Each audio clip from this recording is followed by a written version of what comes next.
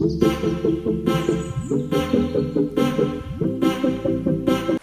दोस्तों, मैं अमरदीप कादियान। नमस्ते, प्रणाम, सलाम वालेकुम, सत श्री अकाल, जय मसीह की, राम राम जी, जय माता की। दोस्तों, आपका स्वागत है मेरे यूट्यूब चैनल डिसेंट एडवाइस में।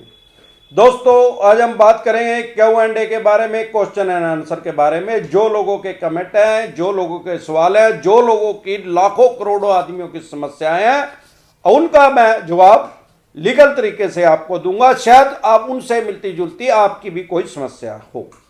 Sir, I am A J Angel from Akola. मेरा पर्सनल लोन है 3 ईयर कंटिन्यू पे किया विदाउट बाउंस।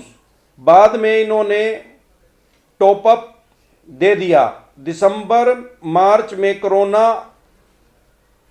में इन्होंने टॉपअप दे दिया। मार्च में कोरोना आया, मैंने रिस्ट्रक्चर मांगा तो लोन न्यू है बोलकर नहीं दिया।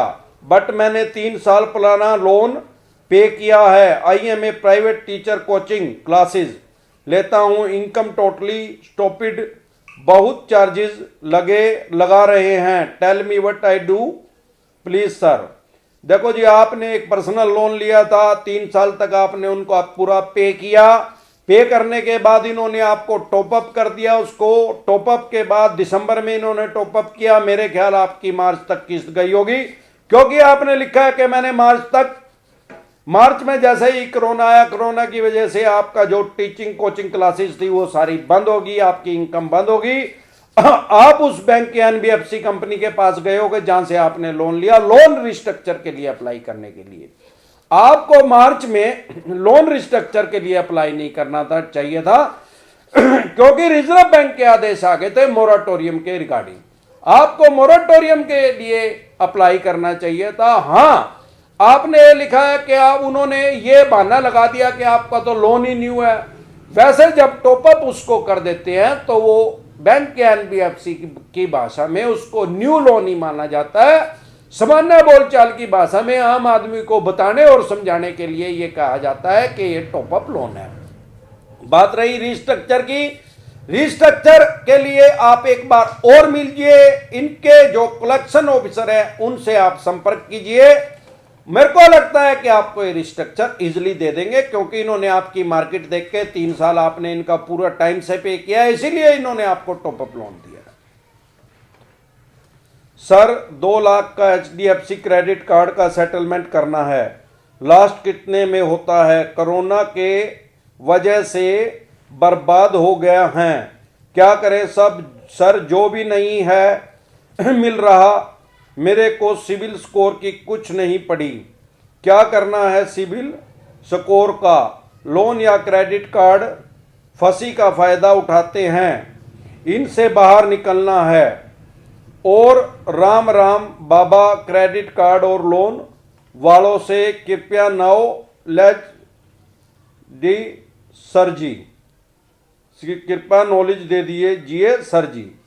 देखो जी, ऐसा है, आपका 2 लाख रुपए का क्रेडिट कार्ड का लोन है। मेरी तो सलाह ये है, अगर आपका थोड़ा सा भी होता है या आपका आज की डेट में काम धंधा कम हो गया है, ठप होने के बराबर है, तो आप इनको सेटलमेंट ना कीजिए, क्योंकि जैसे ही आप सेटलमेंट करेंगे, सिविल तो इन्होंने आपका ऑलरेडी खराब कर दिया होगा, ये आपकी सिविल की तरह से डेथ कर देंगे, आपकी फाइनेंशियल डेथ कर देंगे। कोई भी बैंक के एनबीएफसी कंपनी आपको लोन नहीं देगी। मेरी सलाह यह है, आप अपने जो आपका आउटस्टैंडिंग अमाउंट है उसको ईएमआई में कन्वर्ट करवा लीजिए बैंक से बात करके। Thanks sir for your guidance, you are great, big salute you. Welcome जी।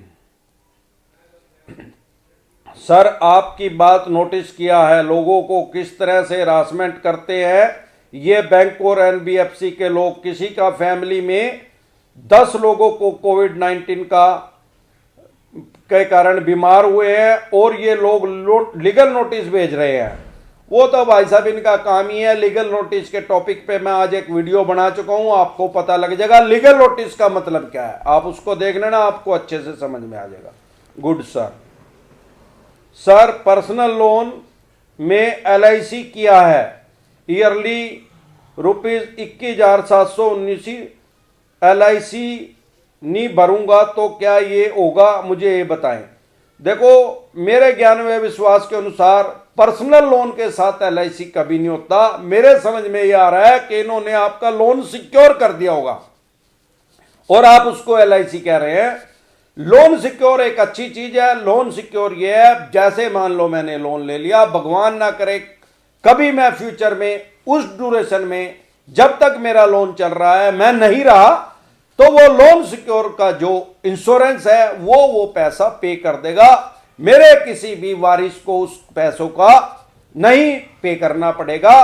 तो ये लोन सिक्योर हर आदमी को करवा लेना चाहिए। अगर इसके अलावा आपका कोई और इंश्योरेंस इन्होंने किया है तो आप मुझे डिटेल में भेजिए लिख के, मैं उसका जवाब आपको दे दूंगा। जहां तक मुझे समझ में आया मैं आपके क्वेश्चन का आंसर दे चुका हूं। सर, मेरा 50,000 का होम क्रेडिट से लोन है, जिसमें कोरोना से पहले तक मैं 20,000 तक भर चुका हूं।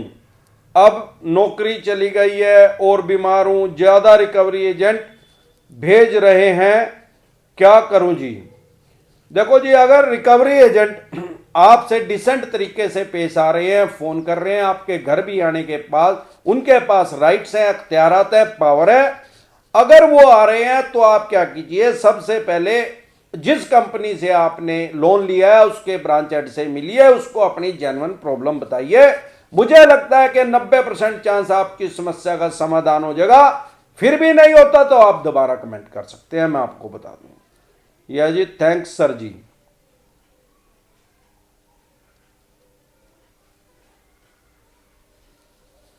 सर, मेरा भी हेल्प करिए, मैंने होम क्रेडिट से 1,00,000 रुपया। एक मिनट जी सर, आई टुक लोन।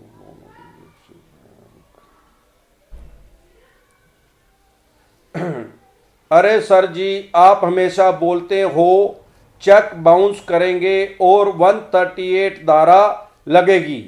क्या कोर्ट को पता नहीं ये सब के लिए लोग चेक लेते हैं, या फिर अपन डायरेक्ट बैंक को मेल कर सकते हैं क्या कि मैंने पहले से चेक दिया है बट उसमें कोई अमाउंट नहीं डाला है, बैंक ने डिमांड किया था और अधूरी जानकारी के कारण चेक दिया है।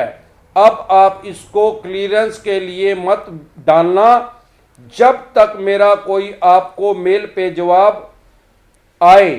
फिर भी अगर आपने वो डाल दिया तो आपके खिलाफ लीगल एक्शन लिया जाएगा। आप इस पर रिप्लाई जरूर देना। देखो भाई साहब, एसडीएम के नाम से इनका नाम है। देखो भाई साहब, आप क्या कह रहे हो कि भाई मैंने किसी बैंक के एनबीएफसी कंपनी से लोन ले लिया होगा आपने। अब आप कह रहे हो कि भाई वो 138 नेगोशिएबल इंस्ट्रूमेंट एक्ट के खिलाफ आपके खिलाफ केस दायर करेंगे आपका चेक बाउंस करवा के। तो बात सही है, जो आपके पास राइट्स हैं वो आपके पास है, जो बैंक के एनबीएफसी कंपनी के पास है वो उनके पास है। अब आप क्या कह रहे हो कि मैं मेल कर दूंगा उस बैंक के एनबीएफसी कंपनी के पास कि मैंने तो ये ब्लैंक दिया था जी, मैंने तो भर के नहीं दिया, आप इसको ना भरें, मेरी जानकारी में नहीं था और आप इसको ना लगाएं। अगर आपने इसको लगा के बाउंस कर दिया तो मैं आपके खिलाफ लीगल एक्शन लूंगा। ये आदमी बोल रहा है कि मैं बैंक या एनबीएफसी कंपनी के खिलाफ ही लीगल एक्शन लूंगा अगर उन्होंने मेरा चेक बाउंस कर दिया। भाई साहब, सबसे पहले देखने और समझने योग्य ये बात है कि उनके पास राइट्स हैं आपका चेक बाउंस करने के। आपके पास जो राइट्स हैं आप उनका इस्तेमाल कर सकते हैं, आप उनके राइट्स को खत्म नहीं कर सकते जो उनके अधिकार हैं। आप कह रहे हो भाई वो बाउंस कैसे करवा लेंगे? करवाएंगे भाई साहब। उन्होंने लोन नहीं दिया है क्या आपको? पैसा नहीं दिया क्या? उस टाइम आपको सब पता था जब आपने उनको एज ए सिक्योरिटी चेक दिया था। अब आप ये नहीं बोल सकते, ना ही कोर्ट में जाके ये बात चलेगी। आपने कभी कानून की देवी देखी हो तो ऐसे उसके हाथ में एक तराजू होता है, वहां अमीर और गरीब दोनों एक बराबर होते हैं। ये ऐसे नहीं चलेगा कि आप जाके कोर्ट में ये बोल दो कि भाई इन्होंने तो मेरे साथ धोखाधड़ी करी। उन्होंने आपके साथ कोई धोखाधड़ी नहीं करी है, उन्होंने आपको लोन दिया, एज ए सिक्योरिटी चेक ले लिया, उनके पास पावर है, वो उसको यूज करेंगे ही करेंगे। आपके खिलाफ मुकदमा तो दायर करेंगे ही करेंगे, आप मुकदमा उसको लड़ लीजिए। ये कोई लॉजिक नहीं है। ये तो ऐसा हो गया भाई आपने किसी के पेट में चक्कू मार दिया, और वो आदमी नहीं मरा तो आप पे लगेगी 302। आपने चक्कू मार दिया और वो आदमी मर गया, आप पे लगेगी 302, और जो नहीं मरा तो 307 लगेगी। 307 में आपको 7 साल से लेकर 10 साल तक की सजा हो सकती है, और जो आदमी मर गया 302 उसमें आपको उम्र कैद से लेकर मृत्यु दंड तक की सजा हो सकती है। अब आपने चक्कू भी मार दिया, आप कोर्ट में जाके कह दो जनाब हाथ जोड़ के जी मेरे को तो पता ही नहीं था जी, ये नहीं चलता। मतलब आपको जानकारी ना होना तो कानून को तोड़ने के लिए सफिशिएंट नहीं है। मतलब आप ये नहीं कह सकते कि मेरे को जानकारी नहीं थी मैंने इसलिए कानून तोड़ दिया, ऐसे तो फिर सारे ही जान बोले बनेंगे भाई। तो आप ऐसा काम ना करिए, आप समझिए कानून को। आपने चेक दिया है, या अभी तो आप बैंक या एनबीएफसी कंपनी की बात कर रहे हैं, अगर आपको कोई अननोन आदमी, आम आदमी आपको चेक दे दे, आप उसके खिलाफ भी 138 नेगोशिएबल इंस्ट्रूमेंट एक्ट के तहत केस रजिस्टर्ड कर सकते हैं, उस आदमी के तहत भी। पर ऐसा नहीं है। इस टॉपिक पे मैं आज ही वीडियो बना चुका हूं कि आपको उसमें 100% जेल होगी ही होगी। आप वो वीडियो देख लेना, आपको अच्छे से पता लग जाएगा। आज के लिए बस इतना ही, कल फिर मिलते हैं एक नए टॉपिक के साथ। तब तक के लिए आप मेरे चैनल पे अपना प्यार और आशीर्वाद बनाए रखें।